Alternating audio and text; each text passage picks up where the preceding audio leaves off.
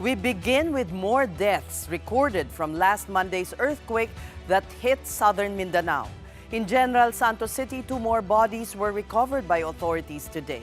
But more than the current death toll, survivors, especially in far-flung areas, are now in desperate need of food and other basic necessities. Here is tonight's big story. 3 days in from the devastating 7.8 magnitude quake that hit southern Mindanao Monday, June 8, authorities are still counting casualties. In General Santos City, the remains of 8-year-old Ersat Utomama was found floating near Jensen's Fishport on Wednesday. Ersat's family was vacationing at a resort when the tremor hit. The victim and his cousin were swimming then and were reported missing since. Ersat's cousin is yet to be found. Sana naman ibigay rin ni Allah na matapos ito makabalik din kami at magkita yung kuya niya. Walang nakakatanggap sa kahit sino sa amin. Wala. Hindi namin inaasahan ito. Hindi namin gusto inaasahan. In Barangay Kalumpang, the remains of Joey Deluvio was also pulled out of the collapsed grocery outlet where he was working. Kay sakit, bugat, pero wa ko'y mahimo. Tanggapon tanan namo ang tanan. For Janeline Dinaga, the earthquake left her children traumatized. She just dropped off her children at school and was on her way to buy food at this fast food restaurant when the quake hit. She was among those who took video of the structure collapsing soon after. Trauma po yung mga bata. Every time, sir, na magyanig lang, sir, umiiyak yung mga anak ko, sir. Kahit tulog na tulog yan, sir, babangon talaga yan sila para lumabas. But as the days go by, residents like Janeline face more than the fear of persistent aftershocks. Now, it is a fight for survival. Food and other basic provisions remain scarce, not just in General Santos City, but in many towns across the Soc-Sargen region. In Sarangani, several barangays remain cut off as key roads and bridges sustained heavy damage. In the town of Glan, farmers even lost crops rendered useless by the shifting earth. Siyempre, masakit at wala nang pamumuhay. Residents have also started begging for help from passers-by. Number 1, sir, ang tubig at saka bigas. Kasi wala na kaming tubig doon sa bahay namin. Bumaba kami dito para maghingi ng tubig at saka bigas. The DPWH has started clearing and rehabilitation efforts of affected roadways to aid in the transport of much-needed relief.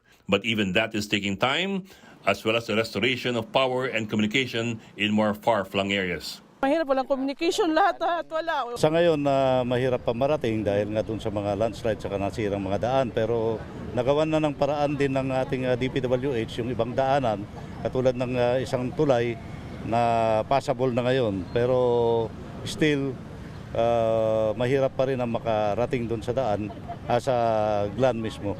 At ginagamit natin ngayon ay yung vessel ng Coast Guard para maiparating natin yung mga goods at lalo-lalo na yung mga pagkain at tubig doon sa lugar. On June 10, President Bongbong Marcos visited General Santos City to assess the damage from the earthquake. Among them, the St. Elizabeth Hospital, which was among the worst-hit infrastructure in the city. There, Mr. Marcos ordered immediate structural checks on all health facilities. He also ordered the release of cash aid to families who suffered casualties. Nabigyan ko si Mayor, nabigyan ko ng 100 milyong piso from the LGSF para maayos yung kanilang City Hall, yung sa General Santos City Hall. At lahat ng pamilya ng meron silang casualty na biktima, nasawi, ay magbibigay tayo ng tig 50,000 para sa kanila, para sa tulong dun sa kanilang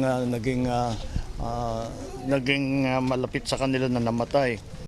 Mr. Marcos also released funds to the LGUs of General Santos City, Sarangani, and South Cotabato to help in infrastructure repairs. Also in Jensan on Wednesday, VP Sara Duterte offered condolences to families of those who died in the city. The OVP has also sent food trucks to aid frontliners conducting search and rescue operations. Senator Bongo managed to bring aid to Malapatan Town, Sarangani, where he visited families of those who died there. Other politicians have also started sending relief to quake-struck areas. Senators from the bloc of Senate President Pro Tempore Win Gatchalian have earlier pledged to donate their 1-month salary to victims of the earthquake. Still, in an interview on Storycon, school principal Grace Dinopol from Maasim Town in Sarangani laments the painfully slow arrival of help from authorities. Paunti-unti na po yung tulong sa ngayon. Yung governor po namin, nire-reach out na din po, gumagawa na ng paraan. Sila po yung naghanap ng mga bangka sa ngayon para ma-reach yung mga tao na wala po sa mga evacuation center. Isa po ito, itong pag-interview po ninyo, nang malaman din po nationally na meron din po, aside sa General Santos, alam po naming devastated din ang General Santos, pero ang Sarangani din po ay talagang tinamaan. Marami po, at saka hanggang sa ngayon, meron pa din mga lugar na hindi po naabot ng tulong kasi nga po hindi madaanan yung daan, walang mga kuryente at saka wala pa din pong signal.